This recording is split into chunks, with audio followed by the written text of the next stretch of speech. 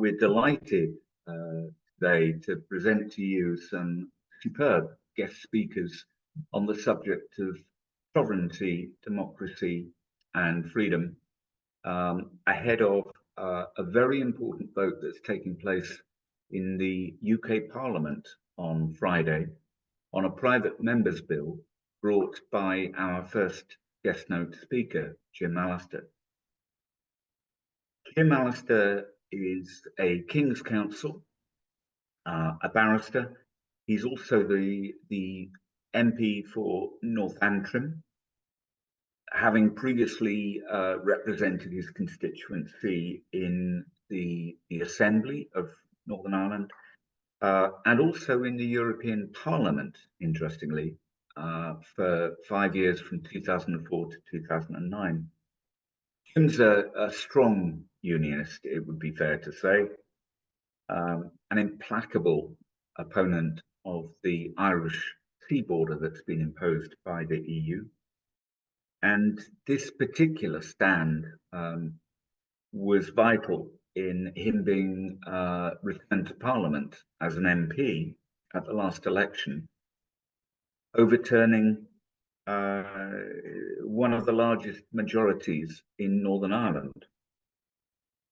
He lives in County Antrim, his wife Ruth, and 3 children, and we're looking forward to hearing from you, Jim, on everything you've got to tell us about this key issue, which doesn't just affect Northern Ireland, it resonates around the UK, around Europe, but also these principles apply around the world. So, a great welcome to you, Jim. Well, thank you very much. It's great to join you, and good morning or good evening, wherever you are. And thank you for the opportunity. I think when we think about democracy, there's something we take for granted. And it is the fundamental principle that those who are governed should be electing those who govern them. Those who make the laws in any region should be electing those who make those laws. And yet we now, in a part of the United Kingdom, namely Northern Ireland, have the most absurd and undemocratic situation prevailing, whereby in 300 areas of law, the laws in those areas are not made by the Parliament of the United Kingdom. They're not made by the devolved Assembly at Stormont. They are made by the European Parliament, a parliament to whom we elect no one, a parliament elected rather by the electors of 27 foreign countries. And yet, under this absurd situation, it is they, not those we elect, who make the laws in those 300 areas. And we're not talking about trifling, incidental laws. We're talking about laws which shape and govern much of the economy of Northern Ireland. We're talking about all the laws that govern our agri-food industry, which is a very important component of our economy. All the laws that govern our trade and much more besides. And all of that is because that was the ridiculous post-Brexit arrangement made for Northern Ireland. You may have heard of the protocol. The protocol is an attachment to the withdrawal agreement. And within it, there is set out clause 5.4, a reference to Annex 2. And Annex 2 sets out 287 EU laws that continue to directly apply to Northern Ireland. And those are the areas over which we have no control. Laws we don't make, laws we can't change, and laws of immense constitutional significance. Because one of those laws is that which subjects Northern Ireland to the EU's customs code. And the EU's customs code, of course, operates on the basis that GB, not being a member of the EU, is a third or foreign country, but Northern Ireland, being treated as EU territory under the agreement, is treated as exactly that, EU territory. And therefore goods coming from GB, that other part of the United Kingdom, to Northern Ireland have to pass through an international EU-controlled customs border, which partitions the United Kingdom with a border in the Irish Sea. And their goods have to be subjected to, that's the goods coming from GB to Northern Ireland, have to be subjected to customs declarations, customs inspections, pass-through border posts, all because the EU has been allowed to steal authority over Northern Ireland. Indeed, Northern Ireland is treated and regarded legally in that context as EU territory. And that is the huge disenfranchising that has taken place of the people of Northern Ireland, that we're not allowed to elect those who make those laws in that vast number of areas. And that is because under that arrangement, Northern Ireland has been left behind within the EU customs code and within the EU single market for goods. And of course, the 300 areas of law I refer to are all relating to the EU single market for goods. And so instead of being an integral part any longer of the United Kingdom, we have our trade fettered with the United Kingdom through this Irish Sea border. And that caused our Supreme Court, in a case which I with others brought, to have to find that Article 6 of the Foundational Acts of Union, which created the United Kingdom and which guaranteed unfettered trade between and within all parts of the United Kingdom, has, by reason of the protocol, or as it's now called, the Windsor Framework, has, by reason of that, been put into suspension. That's why I say this is of immense constitutional significance. And the private members' bill that I'm bringing to the House of Commons on Friday for second reading is designed to directly address this disenfranchising of the people of Northern Ireland and to liberate us from the colonial rule that we now are subject from the EU. In constitutional terms, Northern Ireland is no longer an integral part of the United Kingdom. We are now a condominium because, in part, we are ruled by laws which come from the United Kingdom, the nation to which we belong, and in part, we're ruled by laws which come from a foreign jurisdiction, namely the EU. And that is an intolerable assault, not just upon our constitutional position, but upon our democratic rights as a people, for the reasons I've stated. So my bill, in a number of different phases, will address those issues. Clauses 2 and 5 in particular, I refer to as the liberating clauses, which will liberate Northern Ireland from the flow of EU law, which is governing and shaping our economy. And then the rest of the bill will address the issue of how sensibly, logically, you address the fact that there is an international frontier on the island of Ireland where UK territory ends and EU territory should begin, namely at the Republic of Ireland border. And the proposition is that you would control that trade, which I might say is infinitesimal in terms of the overall trade to and within the EU.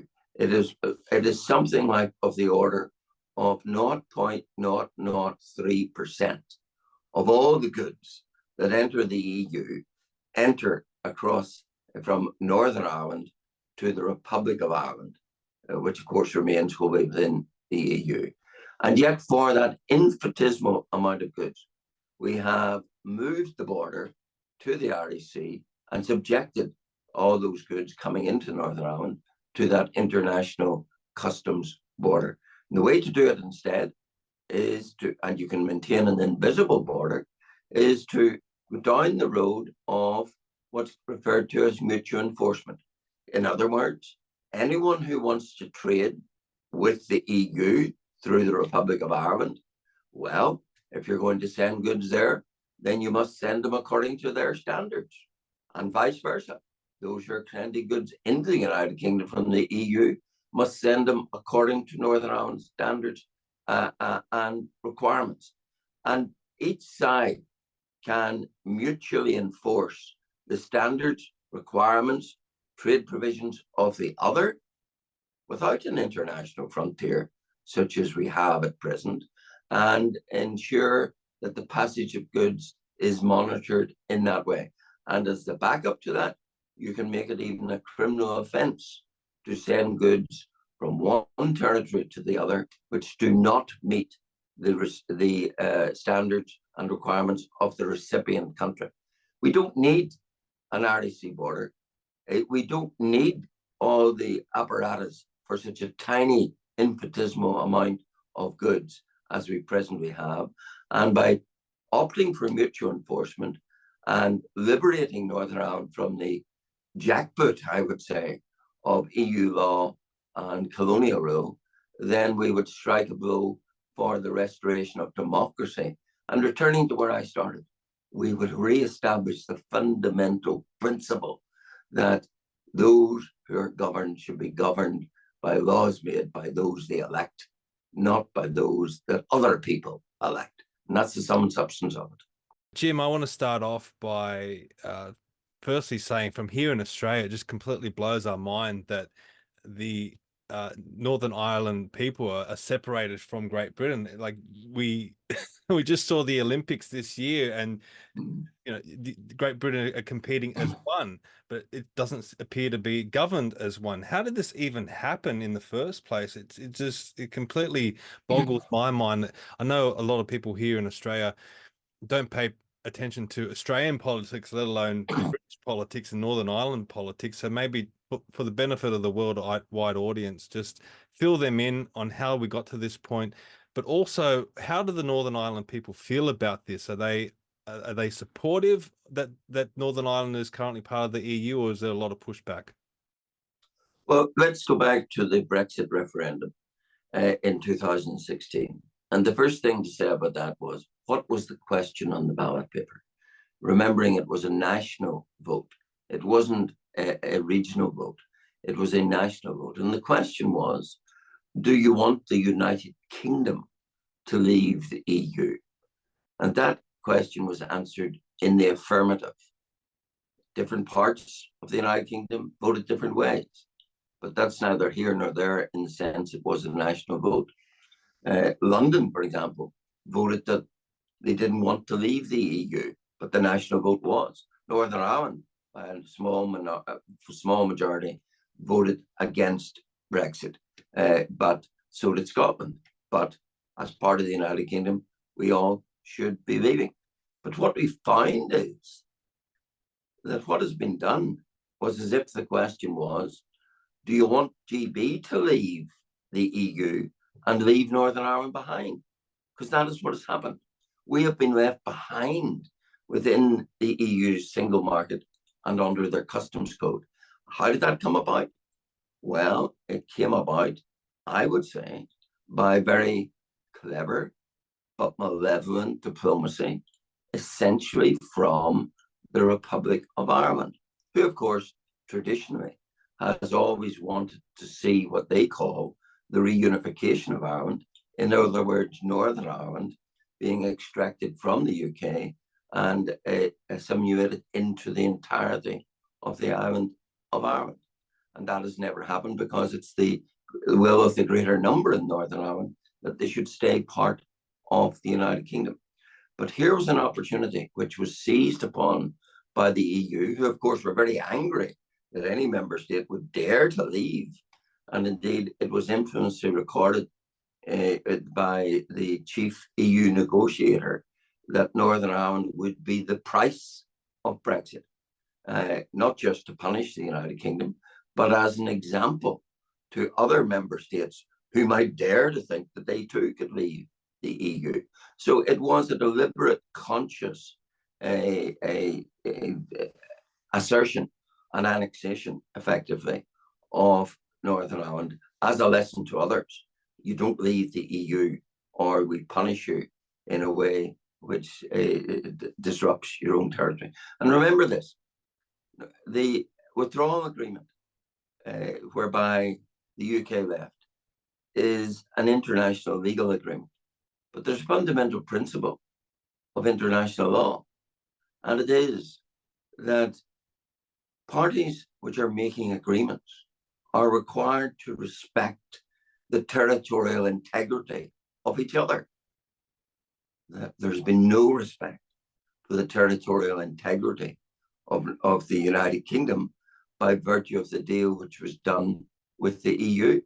It was signed foolishly, I would say, by the government at the time. I think at the time, I suspect Boris Johnson, who always, I think, had the mentality, well, what's today's problem? We'll sort today's problem, and then we'll worry about it afterwards.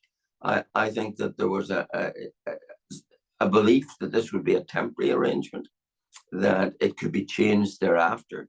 But of course, that hasn't happened. And now we're left solidifying in this position whereby Northern Ireland is annexed out for all those areas of law into the EU, and therefore our constitutional position has been undermined. So yeah, it was the post-Brexit arrangements which put us in this pickle, and something that certainly I have my mission as a politician to try and reverse. And that's why this bill on Friday is such an important step in that regard. I can only imagine how frustrated and perplexed you were when you first learned that this was going to be the case. But we've got our first question. Lorena, you've got your hand up. Feel free to ask your question to Jim. Okay, thank you very much. And first of all, I look forward to listening to Mr. Alistair's speech in the Commons. My question is about the common agriculture policy in the EU.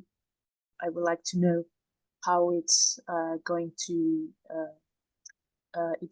affect farming communities in Northern Ireland, and basically what's going to happen to this small farming communities.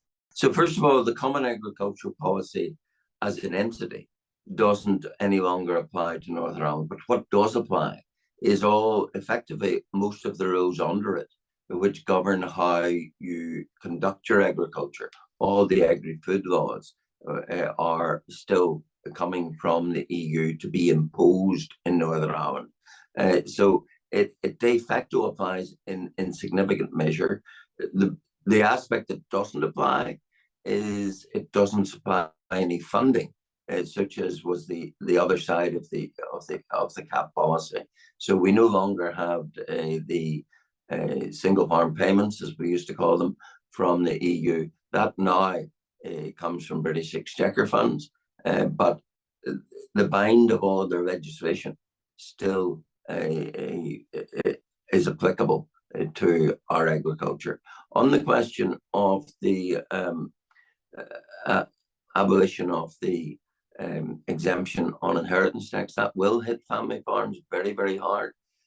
Indeed, land prices in Northern Ireland on average are significantly higher than they are in the rest of GB. So having set a threshold at £1 million, it will take less acreage, less hectares in Northern Ireland to reach the threshold than it will in any other part of the United Kingdom. So it will kick in harder in that regard. And yes, most of our farms are family farms, passing from one generation to the next. So when you have a situation that upon death there will be huge death duties, then the only way to often raise those, because farms may be asset rich, but they're not cash rich, the only way to raise those death duties will be by partitioning, selling off part of the farm, and that will be very detrimental both to the efficiency of the farm going forward and to the heritage of the farm in terms of passing it from one generation to the next.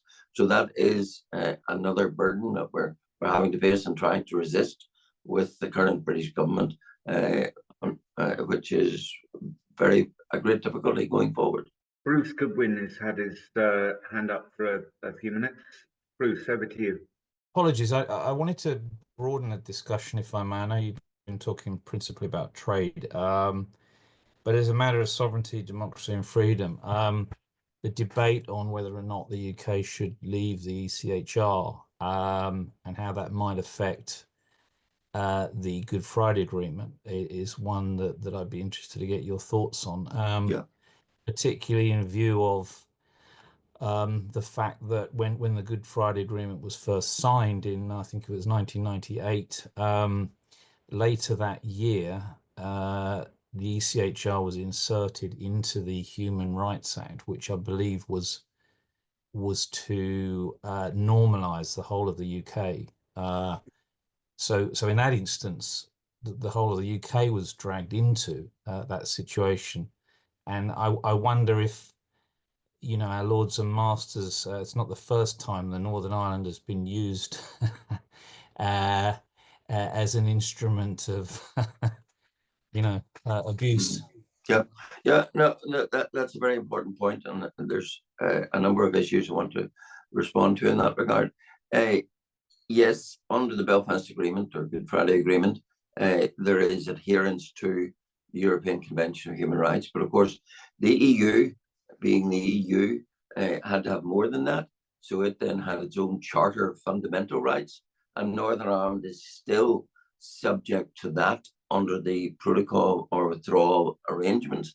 And that has given rise to an expansionist view being taken in the courts. So let me give you two examples.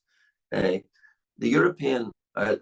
United Kingdom Parliament, supposedly sovereign, passed two laws.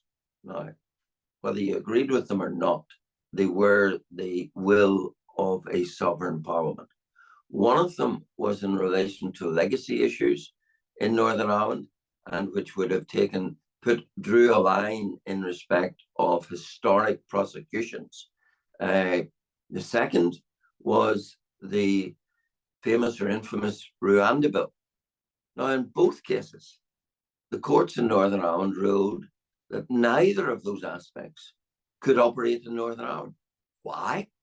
Because Northern Ireland was still subject to the requirements of Article 2 of the protocol, which places under the various human rights obligations of the EU. To take the Rwanda one, there are enhanced rights for refugees and asylum seekers under the Charter for Fundamental Freedoms and within EU law. So the idea that you could export or remove to Rwanda or anywhere else refugees, if it didn't comply with the relevant EU law, then you couldn't do it in Northern Ireland because we're treated as EU territory. So our courts, which are quite expansionist in this regard, struck down that law, a law of a sovereign United Kingdom Parliament for a part of the United Kingdom, struck it down. So that's a living example of how the clutches of the EU continue to control and indeed to override the will of the sovereign parliament of the United Kingdom. So the fact that we are still tethered to all the plethora of EU human rights law is a further distancing of us from the provisions which apply elsewhere in the United Kingdom. From my own point of view, I don't think we need to be in the ECHR. I think the answer to that is for the United Kingdom as a sovereign entity to have its own human rights legislation, which should apply equally to all parts of the United Kingdom. And that's the way I would take it, rather than subjecting ourselves to the idiosyncrasies and others across the EU. So I think it is a fundamental problem, and it's one which has been brought home very sharply to us in tandem with the protocol arrangements as to just how far we are under the control of the EU. I want to turn the discussion to immigration now. Keir Starmer, the British Prime Minister, said recently that Brexit was used to turn Britain into a one-nation experiment in open borders. And obviously, the whole immigration issue in the UK is massive at the moment. If Northern Ireland are still in the EU, you would think that they would be immune from that, going by what Keir Starmer has said. Is that the case? No, I think we're in the worst of all positions because, and I take you back to the discussion about Rwanda. When our High Court ruled that the Rwanda bill could not apply in Northern Ireland, but could apply in GB. Now, if it was a workable scheme, and if it was a scheme which had in fact come into operation, of course the election, Kaiboy stand, but if it had come into operation, what do you think the consequences would have been? Northern Ireland would have become the haven within the UK for asylum seekers. Because if you had the High Court ruling that you can't remove them from Northern Ireland because of its objection to EU standards, but you could remove them from England, Scotland, or Wales, where do you think they would go? That's an indication of the disparity and folly of where we are. And then add into that mix that in the British Isles, we have something called the Common Travel Area. In other words, wherever you arrive lawfully into the British Isles, you can then travel freely within the British Isles, which means that there's freedom of movement within the British Isles. So if you add that to the mix of illegal immigrants coming in, you can see how, with no border on the island of Ireland, that it can become a gateway, or in other circumstances, a refuge for immigrants. So it could have proved to be, under the Rwanda policy, a dire situation for Northern Ireland, and could yet, if GB goes in a different direction on immigration, which offends the precious EU principles, then it could indeed continue to be under a different, de facto under a different immigration regime. So let me just explain very briefly for our global audience. When Jim refers to GB, he's talking about England, Scotland, and Wales, not Northern Ireland. Now, the correct definition of the United Kingdom is the United Kingdom of England, Scotland, Wales, and Northern Ireland. And the key thing is that that is our sovereign nation. We have a king who presides over the United Kingdom.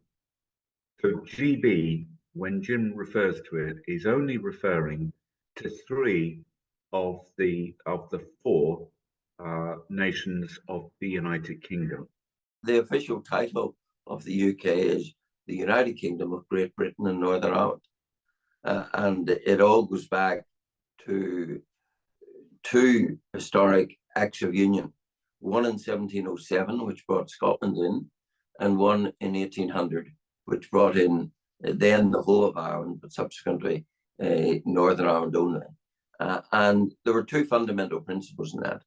Article 3 of the Acts of Union established a single sovereign parliament for the whole United Kingdom. That's Westminster. Article 6 of the Acts of Union established free and unfettered trade, an economic union for the whole United Kingdom.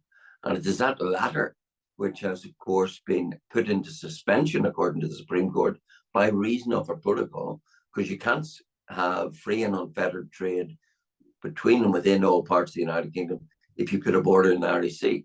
If you say one part is subject to the customs code of a foreign jurisdiction. So that's why that fundamental foundational Article 6 of the Acts of Union is in suspension. And that, of course, causes gross constitutional offence to me and others who believe in the integrity the territorial integrity of the United Kingdom.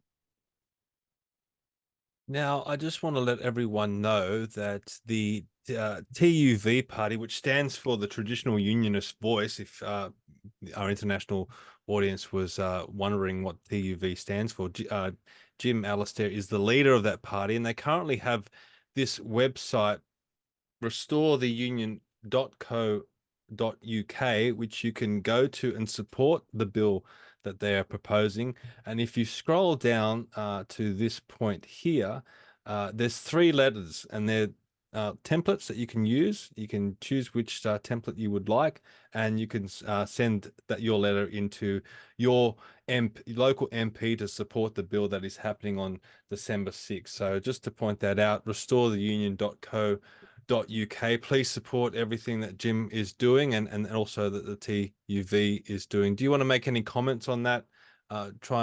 Jim, to encourage people to send in the letters? I would. Obviously, a Friday is not a day that Parliament normally sits.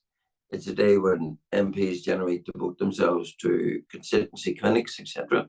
And of course, this Friday just passed, we had a huge debate about assisted suicide, and that I think almost every MP was there for that.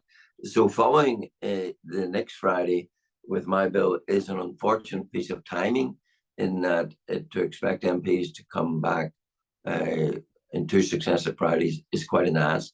So that is why we are encouraging constituents in GB to encourage their MP to be there, to vote on these issues, and to support the bill. I'm happy to say that all the Unionist MPs that represent Northern Ireland are co-sponsors on my bill, as are Sir Ian Duncan Smith, former leader of the Conservative Party, and Graham Stringer, a renowned Labour Brexiteer, and Nigel Farage and Richard Tice are also signatories on the face of my bill. So it does have a broad sweep of what you could classify as unionist support, and it's a question of them trying to engender MPs who don't have to be there on a Friday to come and to vote. So that's the purpose of the website, to give people the opportunity to encourage their MP to come and support this bill. And let's fix the foundations. You know, since July, we've heard a lot of talk from the Labour government about fixing the foundations.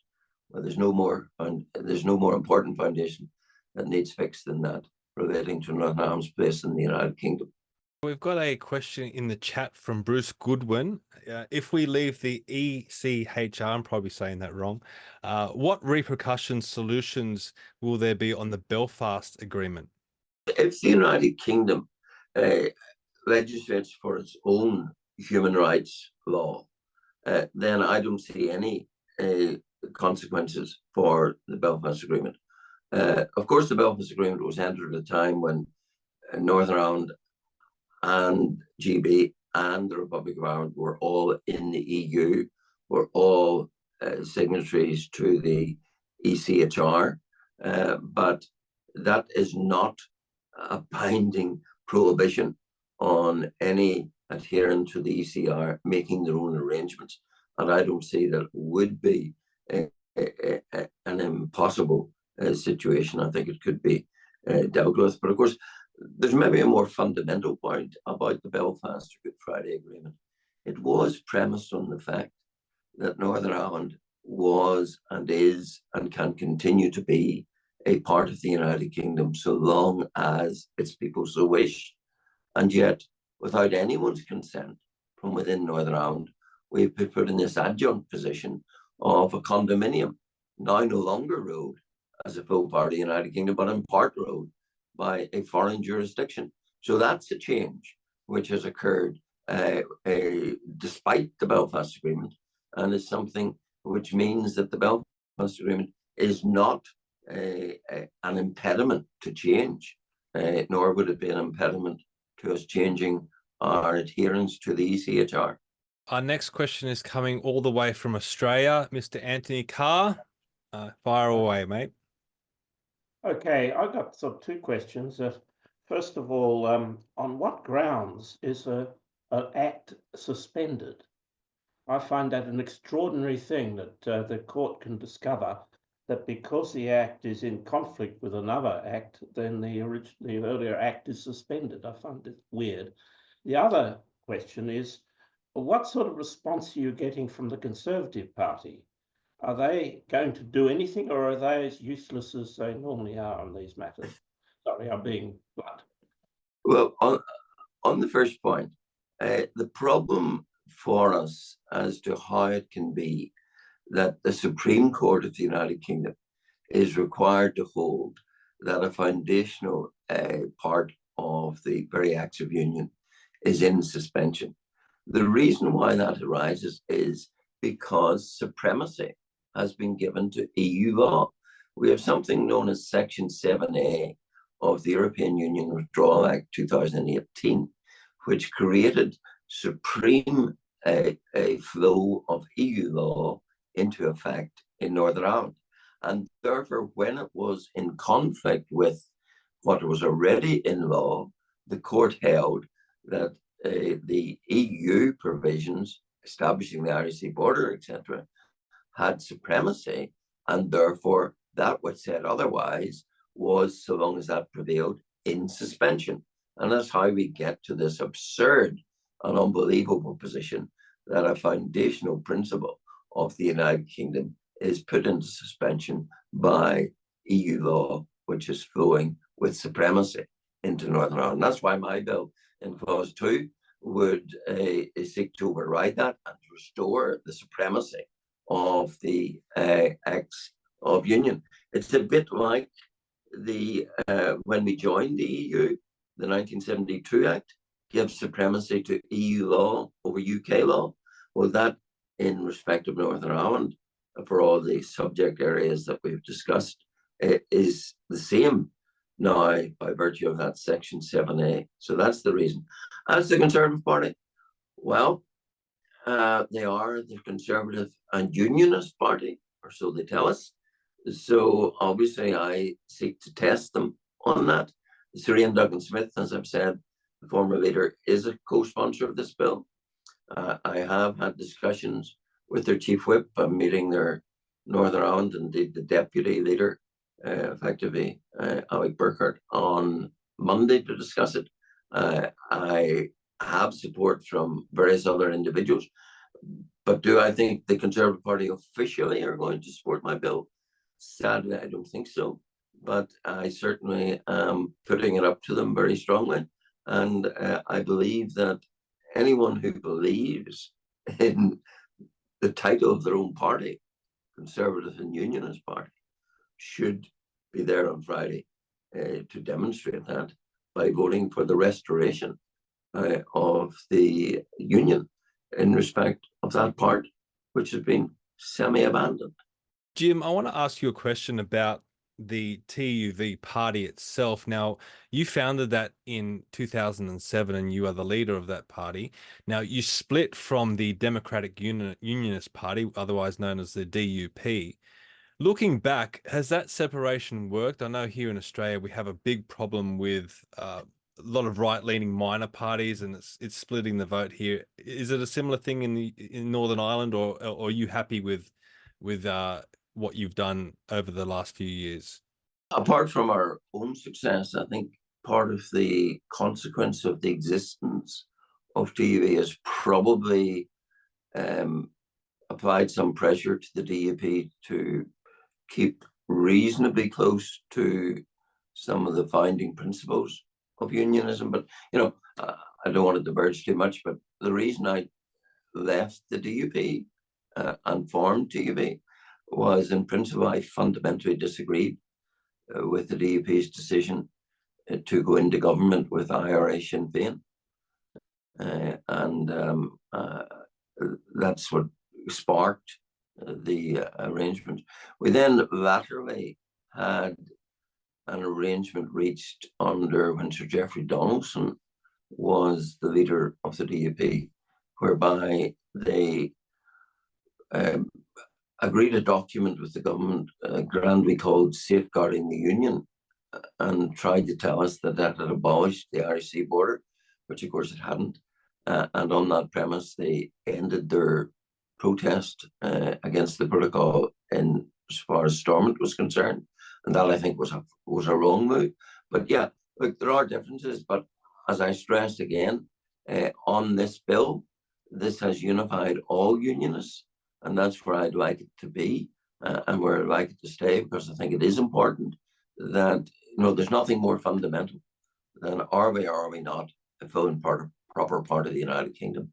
And one of the striking things about this whole discussion about the protocol, or Windsor Framework as it's now called, is that there's not a single elected unionist representative who supports it. Now, Northern Ireland is supposed to operate since the Belfast Agreement on a cross-community basis. Under the Belfast Agreement, you cannot take a key decision without cross-community support. What does that mean? That means you need a majority from the unionist side and a majority from the nationalist side to endorse anything significant. That has been removed as far as the protocol is concerned.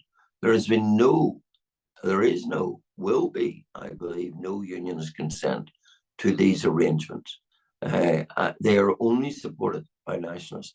And of course, let's understand why they are supported by nationalists.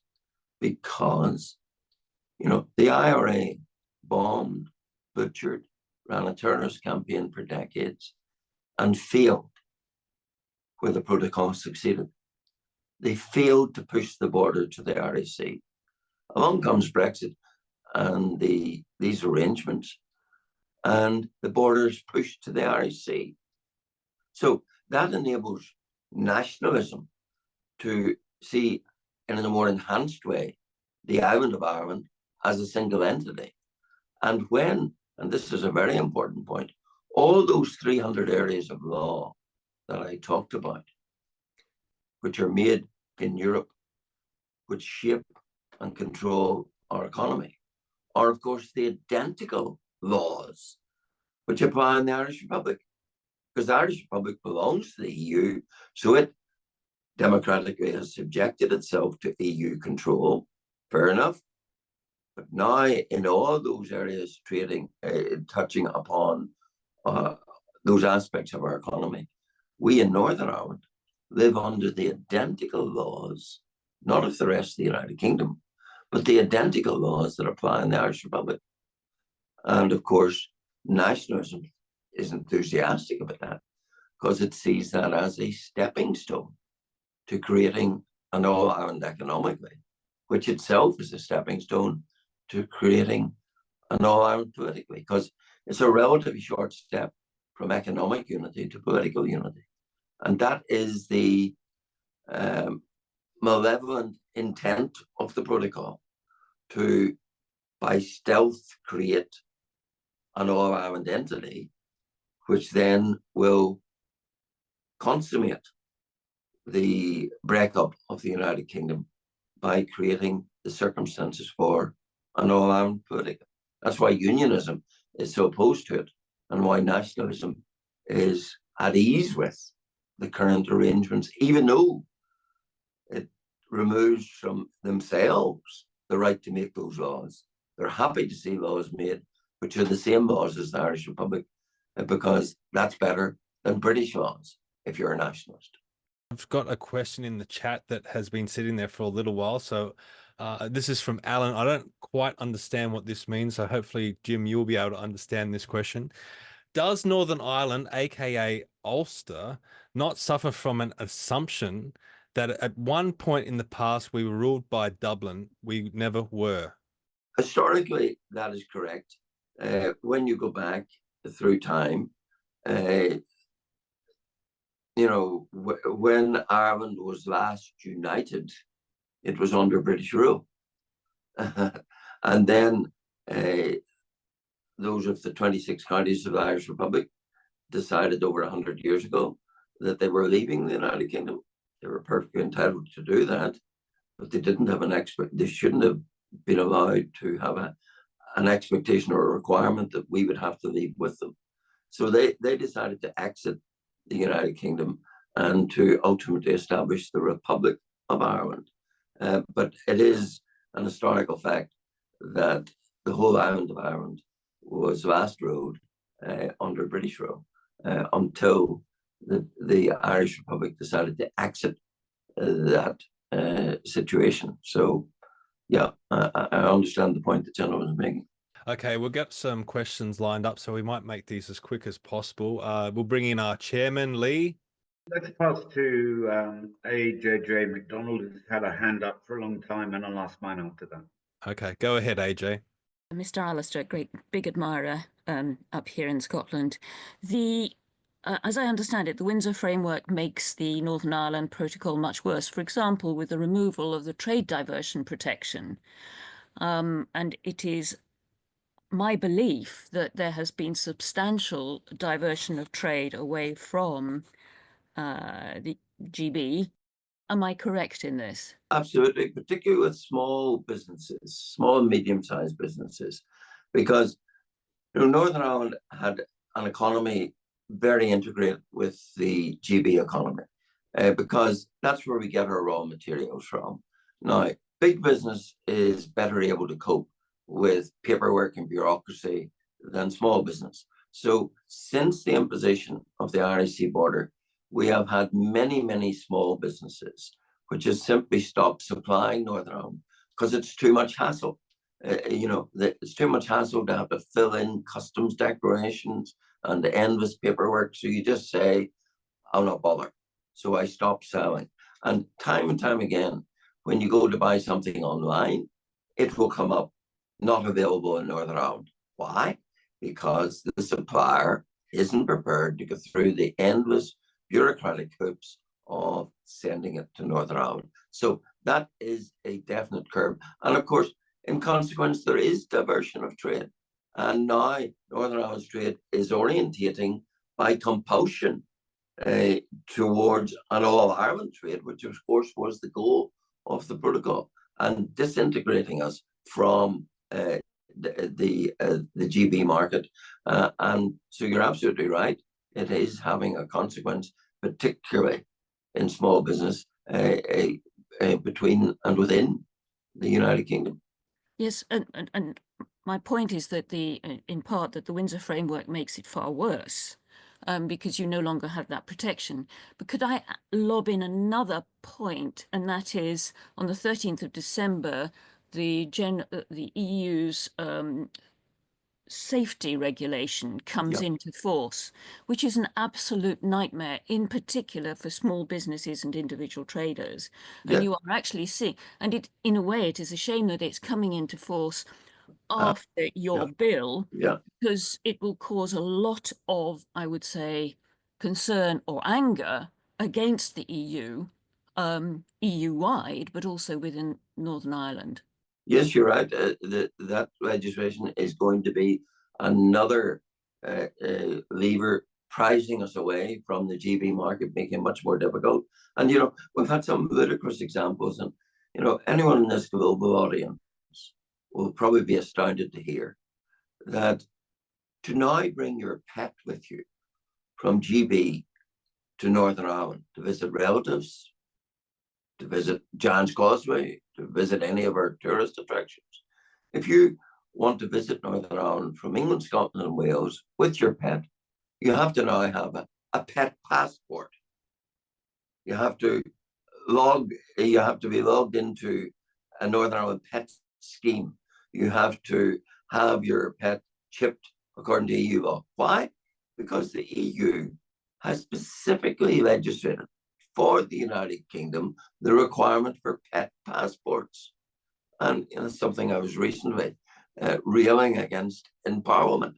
And it's a small but very significant indication of just how much we have come under the grip of EU control, when even FIDO is affected by EU regulations in this way.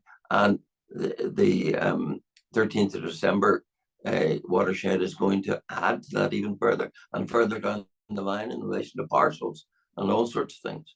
Next up is Leigh Evans. What I'm interested in would be now to know what you think will be the result on Friday, because from where I sit, there isn't a cat's chance in hell that this vote your bill will pass. Nevertheless, I think it's incredibly important that you move that bill on Friday and that it's debated. But can you just give our international audience a feel for the fact that after Friday, after your bill, Northern Ireland will continue to be disenfranchised as an integral part of the United Kingdom? Yes, sadly, no doubt that the Labour government, with its huge majority, will crush this bill. I've no doubt about that. But it is important to use the platform that a private member's bill gives me to articulate all these issues and to put it up to government and indeed to every MP. And, you know, I will simply say to every MP in the United Kingdom, how would you feel if your constituents were governed by laws that you can't make and you can't change? Would you be so blasé about it? Or would you stand up for them? And that's really the challenge. Going forward, I think there are opportunities. The election of President Trump could bring an interesting dimension, because if he delivers on his threat of tariffs, the United Kingdom more than ever will need a trade deal. But Mr. Trump is not a big fan of the EU. And if he did a trade deal with the UK in present circumstances, he would see the goods that he sends able to pass freely into the EU through the back door of Northern Ireland because of the lack of controls for what passes through. So Mr. Trump might have a part to play in saying to the British government, if you want a trade deal, then you need to shut the back door into the EU, because I'm not giving the EU a trade deal. And so there are other opportunities to deal with this issue. And that's something that I think the British government should be beginning to think about, because if those tariffs come in, they will need a trade deal. And if he's not giving a trade deal with the EU, and I suspect he won't, then why would he give one which can be circumvented by a protocol which loads the goods on into the EU? Let's squeeze in one more question. It's in the chat from Peter. Why would any British government do what the IRA could never do with their terrorist campaign and put a border in the Irish Sea and send the British Army who fought and died and to defeat the IRA to defend Northern Ireland and then just give it up by the stroke of a pen? That is a sad commentary on where we are. That, as I said, and the caller has repeated, you know, the protocol achieved where the IRA failed. That's the harsh reality. It pushed the border to the Irish Sea, and that is very hard for me, for any unionist, and particularly for those who lost relatives at the hands of a terrorist campaign. That's very hard to come to terms with. And that's why I think unionists will never come to terms with this partitioning Irish Sea border, and why we will not give up the struggle to see the equilibrium restored to our position within the United Kingdom. It's something that affects our very existence, and something that is part of our birthright, and something, therefore, that we must defend and will defend. And I see this bill as an opportunity to require reflection on what have we done to part of our own United Kingdom when we give the very outcome that terrorism failed to achieve. That's probably a good way to finish with our time with you today, Jim Alistair, leader of TUV. Thank you very, very much. Thank you very much. And I much appreciate the opportunity Dan is going to carry on and we'll deal with a number of issues, I'm sure. Maybe also illustrate to you how, as a consequence of the arrangements with Northern Ireland, the knock-on effect is that, in fact, GB is being sucked back under EU control, which I think, of course, is also a very important dimension. But thank you for the opportunity, much appreciated. And I'm going to head on, if that's okay. No problem at all. I'll bring in Leigh Evans to take us over into our next speaker. First of all, can I thank my friend Jim Allister, a magnificent spokesman for the cause, who I think has raised a whole lot of issues that will resonate around the world, and not just in the UK, not just in Northern Ireland, not just in GB, but around the world. How would Americans feel if, for example, Texas had laws determined by Mexico that they could neither affect nor vote on, nor have any control over whatsoever? It's unimaginable that any American government, let alone one led by Donald Trump, would accept such a thing. When it comes to the other side of the world, which I know a little bit about, can Australians imagine Western Australia, Perth, for example, being governed by laws from Indonesia? I don't think so. I don't think that's ever going to happen. And yet, what you've done for us, Jim, is summed up that situation in the United Kingdom. So this isn't just an issue for us, although it's incredibly important. It is a systemic issue, in my opinion, around the world. And to move that further along, we have another good friend of mine, Dan Boucher. Dan is a stalwart. He's been fighting away for some considerable time on these issues. He's got a PhD in, would you believe, sovereignty and international relations, which makes him pretty well qualified to talk about those issues today. He's the author of a great book, The Big Society in a Small Country. He was previously a member of the Conservative Party, but via the DUP, he's now moved along. Couldn't reconcile himself with the Northern Ireland Protocol, stood on principle against that, so resigned from the Conservative Party. And he was dismayed by the latest safeguarding the union deal, quote unquote, that the DUP did with the last UK government. He's widely published in all sorts of places, and I'd like to welcome Dan Boucher to give us his views. Dan, we're running a little late, so if you can keep it concise, that would be good. Thank you very much, Leigh. It's a great pleasure to be here and a privilege to have been invited. I'm speaking to you from the port town of Larne in County Antrim in Northern Ireland, which is a significant place for these discussions because it's one of the places where, at the moment, border control posts are being literally concreted in to give effect to the Irish Sea border. We've been talking about it as if it's sort of fully already here, but it's important to remember that while it is partly here, it is not yet fully here. And so we don't actually fully comprehend what the consequences of it are because we're not actually living fully with those consequences yet. I was a member of the Conservative Party until 2021 and was unable to reconcile myself to the Northern Ireland Protocol, which when I read I was appalled by.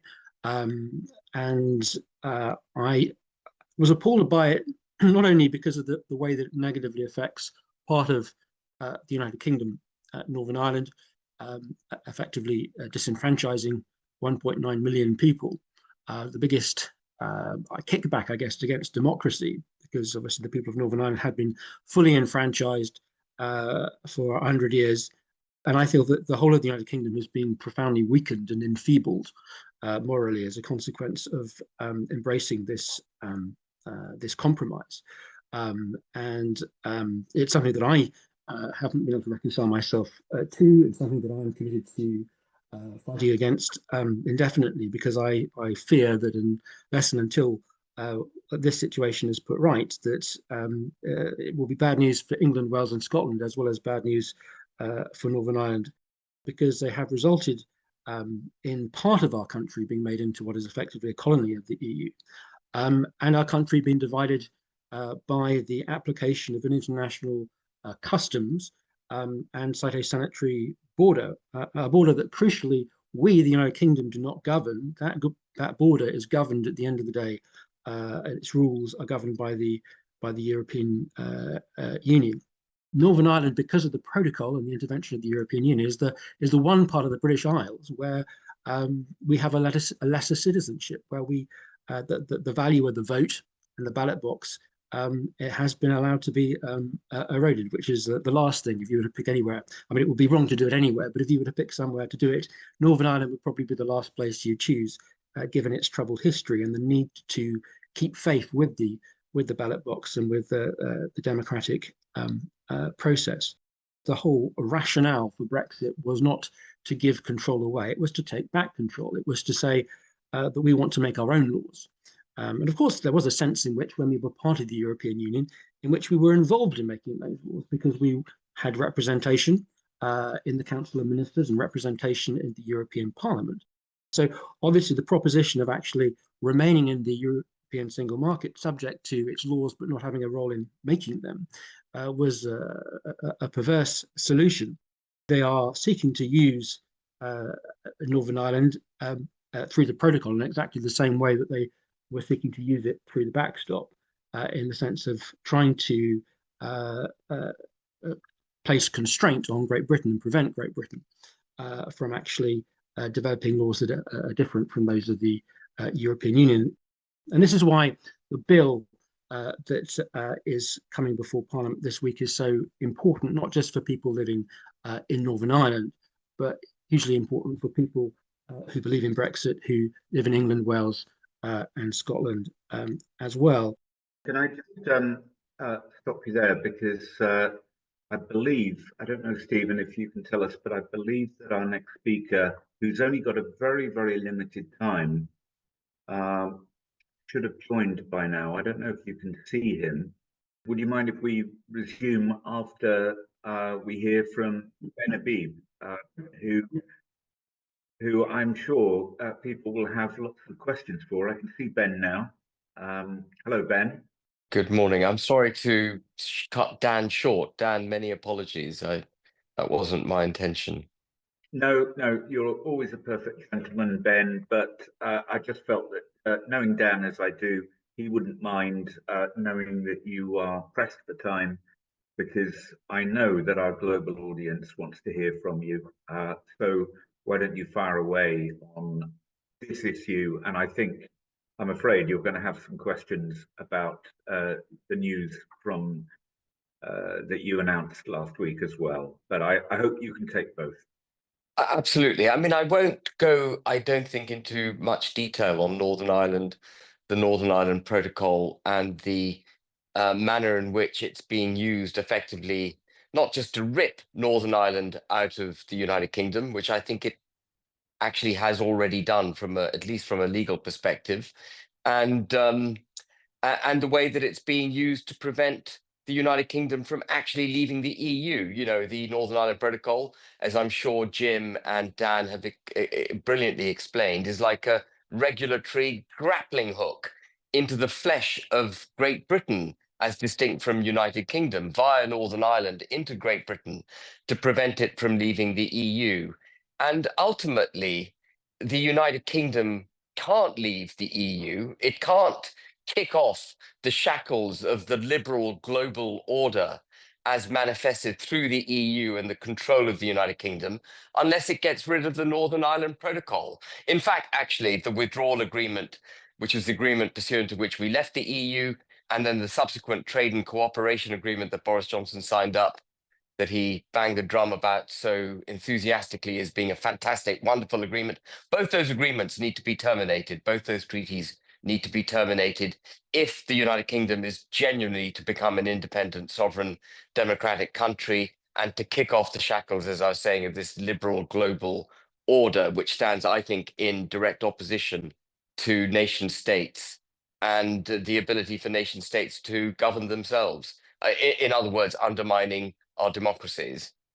And that's probably all I want to say, I think. I'd love questions. Questions would be much more interesting to me, I think, Leigh. We have a question for you already from Spain, from a political scientist there, from Lorena. If you don't mind me stepping in, Stephen, I'll suggest that we take Lorena's question next. My question is about illegal immigration and problematic of the new Labour government's plan on keeping migrants in hotels, and what are the alternatives to these new policies by Keir Starmer?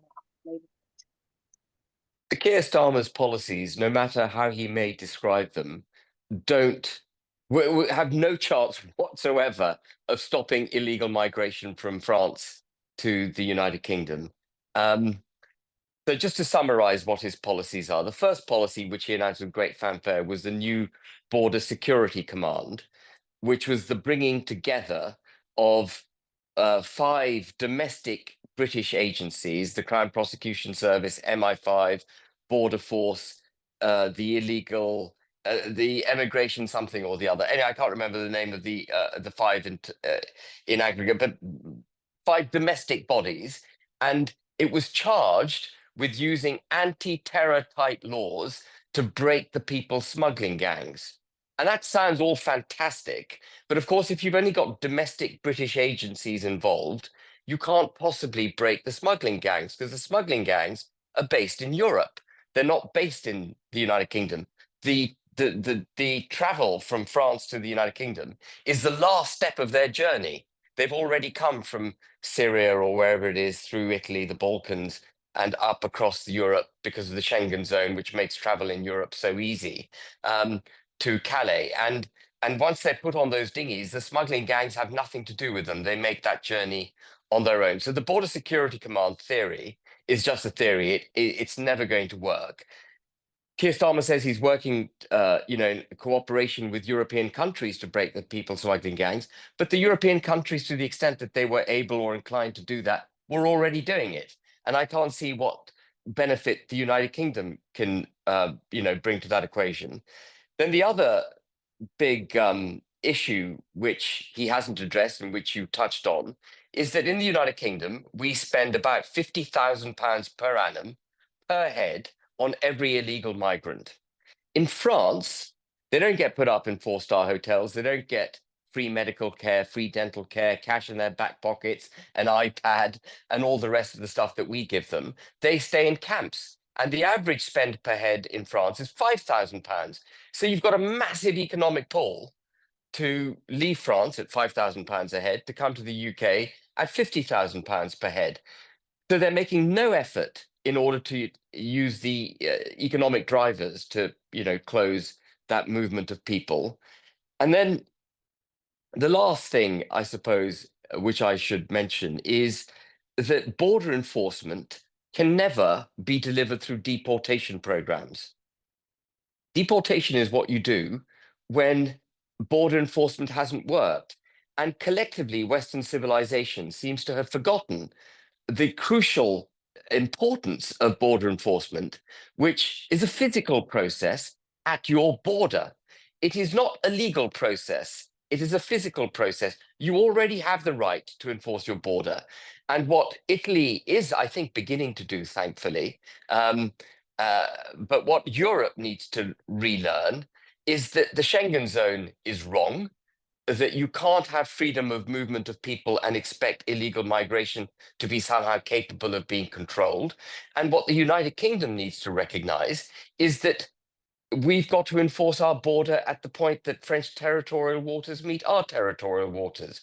And we need to develop, for example, something like what the Belgians did, which is a highly trained, dedicated force that uses drones, barricades, sensors, and so on, to anticipate these dinghies leaving Belgian shores, leaving French shores, as far as we're concerned, and intercepting them on the edge of our territorial waters and requiring them to go back to France, which is we're entitled to do under international law. Then the argument comes, well, what if these people self-harm themselves? They stab their dinghies, they end up in the water. You know, you have to rescue them. The minute they're on a British boat, they're protected by British law and you're back in the same problem.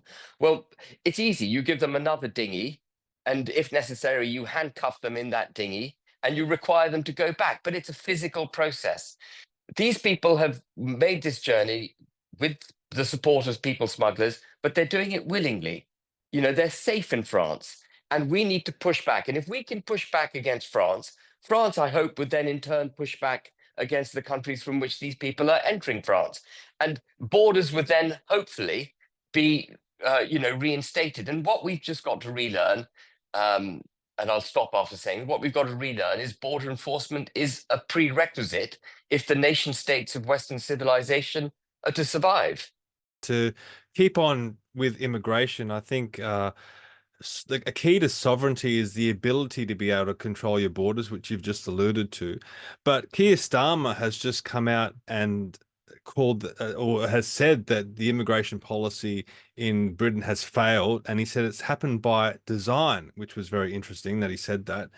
It seems to be happening and failing by design across the Western world. We're facing immigration issues here in Australia. It's been a big issue in America in the recent election with their southern border. If this is all by design, where has this come from? Why has the Western world failed so badly on immigration? So I think that Keir Starmer was referring to legal immigration by design, because they had the embarrassment of having to increase the net migration figures for 2023 from 740,000 to just over 906,000. I don't know how you can lose 150,000 people in the statistics. It's remarkable. But I think the essence, but the question is absolutely pertinent. It's legal and illegal migration. And it comes back to this liberal global order to which I referred in my opening remarks.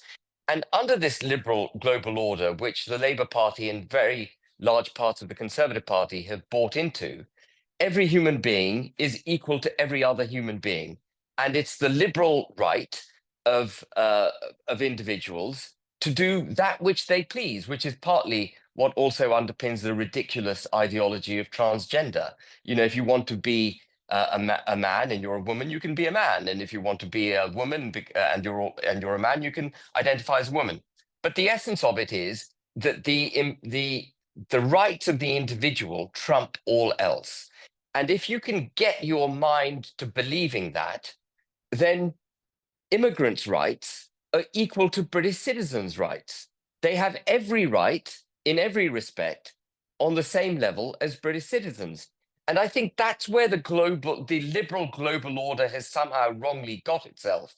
And in accepting that argument that every immigrant's right is equal to a British citizen's right, what the British government has done is basically do away with the notion of a nation state. Because as you rightly said, nation states require borders, but they also require that their citizenry are protected and promoted over and above the other citizens of the world. And I mean, it's curious, in order now to justify that the minorities in this country who've come from abroad should be given rights equal to British citizens, they're now referred to by many parts of our commentariat as the global majority, somehow trying to legitimize their democratic right. But when you give immigrants the same rights as British citizens, you're effectively going against the democracy that is the United Kingdom. You're going against the majority interest in the United Kingdom, which is the interest of the British people. So this liberal global order has given rise to this notion, this false notion that immigrants should be afforded all the same rights and benefits as your citizens. And that liberal global order, that notion that immigrants have every equal right stands, in my view, in direct opposition to our democracy and to the majority interests of the people in this country, and indeed in other nation states in Western civilization. And I hope that the US will be the first to really reject that ideology. We've got a question in the YouTube chat. This is a bit of a contentious question, so feel free to fire up on this one. John Murray is asking this: why is someone who voted for a withdrawal agreement, including the Northern Ireland Protocol, now blaming it on someone else? I'm not blaming it on someone else. I'm not seeking to do it. By the time I voted on the withdrawal agreement in the European Parliament, it had already gone through approval by the British people, because Boris Johnson was elected in the United Kingdom on the promise of delivering his withdrawal agreement, and it had already been approved by the British Parliament. So in the European Parliament, if the Brexit Party had voted against it, and by the way, we had a big debate, the Brexit Party MEPs, we had a big debate before we voted. Many of us, including myself, by the way, wanted to vote against it. But we settled on us voting in favour of the withdrawal agreement because, one, it had got the democratic mandate from the British people and the British Parliament, and two, if we had voted against the withdrawal agreement, it would have made no difference because it was going to be carried by a massive majority in the European Parliament, which in itself, by the way, is testimony to the fact that the withdrawal agreement was bad because the European Parliament was in favour of it. And three, and this is a lesser point, but it was one that we considered at the time, was that we would be castigated in the media as the Brexit Party voting against Brexit. But being absolutely candid, if I could have my time again, I would press the reject button in the European Parliament. You handled that well, so it wasn't maybe as contentious as I probably thought. But let's. I know this is going to be at the tip of everyone's tongue because recently, just this week, you've come out and left the Reform UK Party. Now, I myself was kicked out of the Liberal Party here in Australia only a couple of weeks ago as well. So I completely understand how you probably feel right now. And I feel that a lot of the parties across the Western world can easily be taken over by self-interest. You get a lot of good people when they're wanting to do good, but there's a lot of people with their own ambitions who try and push those people out of the way. Do you think that we need to do something about the party system across the Western world? I know in the Australian Constitution, there's no mention of political parties, but currently there's no way of getting around them. Like you almost have to be part of a party to get elected. Do you have any ideas on reforming our system to maybe lessen the power that political parties have? So, I mean, it's a really great question. And I think without dwelling on my particular issues with Reform UK, and we can go there if you want to, but for the purposes of this discussion, I don't think I'll go there. I think political parties are damaging to democracies because essentially what you have to do as a parliamentarian is toe the party line, even if you disagree with what's being proposed. And in the process of towing party lines, what you end up with is a dumbing down of free speech in Parliament, and you end up with a dumbing down of, therefore, of democracy. And really, ideally, what one would like, I think, is 650 MPs, which is roughly what we've got, give or take the Sinn Féin lot who don't take their seats, but 650 MPs all making the case that they wish to have made, and someone emerging on each issue as the individual who can carry the issue, so that every issue is debated freely and openly by the MPs. That may be idealistic because you would have a pretty anarchic form of debate in Parliament. But I think, really that would be the ideal. And maybe there's some mechanism by which you can get a happy middle ground where you've got some kind of order, but without the kind of dumbing down of debate that I think we do have as a result of political parties.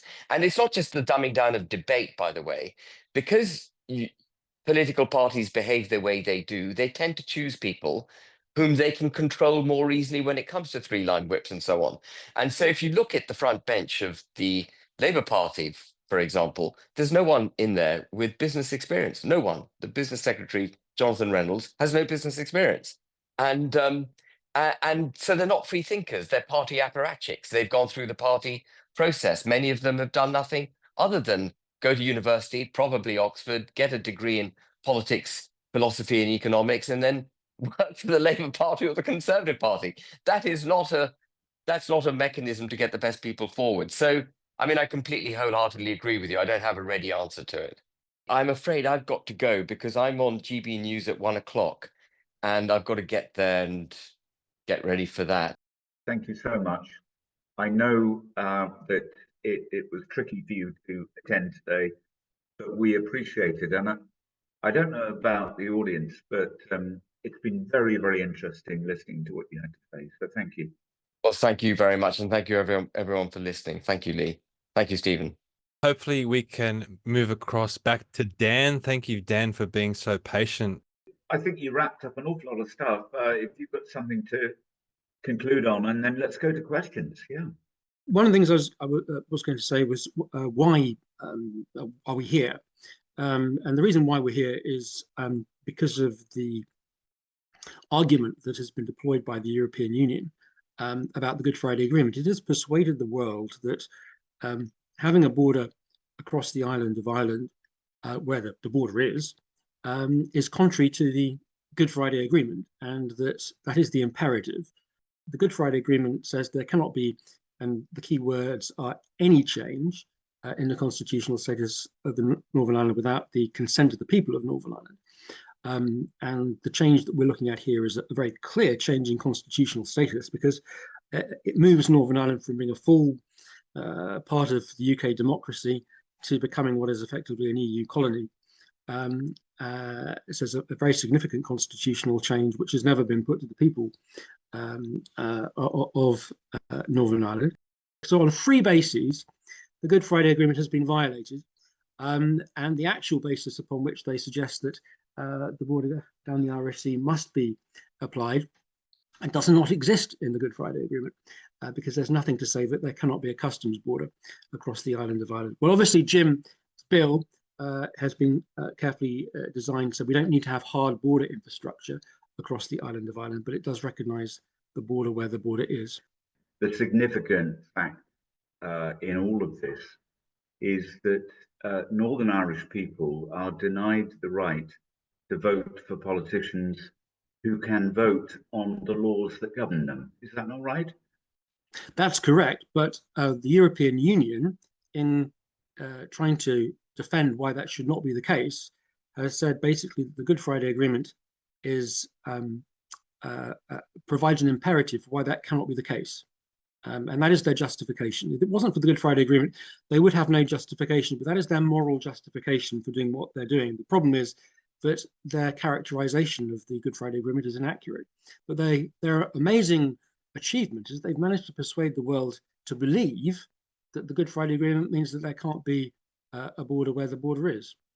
Yes. So to what extent do you think that Northern Irish politicians, the unionist politicians, have failed in their attempt to persuade the rest of the world? Because I agree with your assessment. The rest of the world still follows the EU line on this, which is all about preserving the Good Friday Agreement, ostensibly, whereas in reality, it was a punishment beating for the UK in annexing part of the United Kingdom, which is effectively what they've done. Would you agree with that? Yeah, I mean, I think that one of the difficulties in the Northern Ireland context is that we are a divided society. And those who are nationalists have been very happy to say that this is exactly what the Good Friday Agreement requires, and that having a border across the island of Ireland is a terrible thing to happen, and it is not allowed under the terms of the Good Friday Agreement. And so obviously it can be quite confusing for people looking into Northern Ireland when you hear Northern Ireland parliamentarians saying completely contradictory things. But you have to factor into your assessment of that you have people who are speaking for different communities within Northern Ireland who have completely different objectives. And obviously Sinn Féin has not taken its seat in Northern Ireland, in Westminster for over 100 years. So they have been happy, if you like, to sacrifice their democratic rights to have a voice in order for what they regard as a bigger objective, which is to remove the entirety of the island of Ireland from the United Kingdom. Can I just jump in, because we do have a question about Sinn Féin from Lorena. Sinn Féin MPs don't even sit in the House of Commons. They're elected but never go to London. If they're claiming payments for something they're not doing, shouldn't they be held to account? And why do they run in the first place? Well, they would run in the first place because they want to be MPs, but they don't want to be MPs that take their seats. They want to be MPs because they want to demonstrate, I guess, to the world that they represent part of the Northern Ireland that wants to actually leave the United Kingdom, become part of the Republic of Ireland. They don't get paid salaries because they don't turn up and do their job, but they get paid expenses. And because they don't actually do their job, the fact that they get paid expenses is curious. But obviously, for 100 years, over 100 years, they have stood in elections to try and make the point that the constituency that they represent wants out of the United Kingdom. Okay, we've got a question from Bruce. Take it away, Bruce. I've been listening a lot recently, particularly to Dr. David Starkey and others talking about the gerrymandering that happened during the New Labour years on the Constitution, and one of those things was devolution itself. The recent talk of imposing a great restoration to undo much of what New Labour did. I mean, would you agree and be in favour of reversing devolution altogether? I think that devolution has not worked in the sense that the argument for it was if you give England, Wales, Scotland, Northern Ireland more autonomy, that will make the desire for separatism to go away. And I think what we've seen actually is that provide some devolution, you create various elites that service devolved governments that tend to then want more and more and more and more and more. I would, in principle, have no issue with a measure of devolution that gives expression to local diversity, if you like. My question, my issue would be more about where do you, how do you set that up in a way that doesn't make it into a road that leads to separatism? And at the end of it, I'm a unionist. I believe very much in the relationship. The original Act of Union with Scotland, it gave power to Scotland in the same way that Northern Ireland has it in Westminster. That was the deal, and nothing else was touched. It allowed the Scots to have their own church, their own law, etc. But they had this representation in Westminster, and that was what drove the union. So this devolution process has done exactly what you said, which has set us on this path of separatism, which is very hard to wind back in. Northern Ireland devolution began in 1921, not because unionists wanted it, but because a partition meant that what had been passed in terms of the act that sought to provide home rule for Ireland could at that point only be applied to the bit of that remained, fully in the UK after partition. So it's a slightly ironic situation that between 1921 and 1972, the only part of the UK to have devolved government was the bit that didn't really want it. It was a slightly strange scenario, and one of the reasons why aspects of unionism, some of them were not unhappy when the Parliament of Northern Ireland was brought to an end. But one of the strange things that we are seeing now, if you're talking about gerrymandering, is the way in which the EU essentially have gerrymandered the Good Friday Agreement because they are imposing majority voting again on Stormont. And we are, within the next 3 weeks, looking at a vote at which Stormont will be asked to approve the imposition of the protocol on Northern Ireland. The global audience, Stormont is not something that people know of around the world. Stormont is effectively the local parliament, what's called the Northern Ireland Assembly, within Northern Ireland. They're not elected to the House of Commons in the UK, or at least some of them are. Jim, for example, our first speaker, Jim Allister, he is now an MP, sitting in the House of Commons in Westminster. There are, I think, 5 DUP MPs from Northern Ireland, and there are 2 more that are independent. There are 2 more unionists. Beg your pardon, yes, unionists who are effectively independent MPs. I just needed to clarify that because we don't want to make this too specific about Northern Ireland. This is, the points we're talking about here are generic around the world, that you simply cannot have a section of the country that is parcelled off, ruled under foreign laws by a foreign empire. Yes, I mean, the territorial integrity of the United Kingdom has been violated, and the extraordinary thing is our own government has agreed to it. Let's squeeze in one more question. This is from Peter in the chat, and this is probably a good way to finish off, Dan. Has Northern Ireland been used as an example to deter other countries from leaving the EU? Absolutely. Yeah. I mean, I think that the the EU, it would see how it would be very convenient for the EU to say to a member state that considered was considering leaving, if they could say, well, you remember what happened to the United Kingdom of Great Britain and Northern Ireland that tried to leave the European Union? It no longer exists.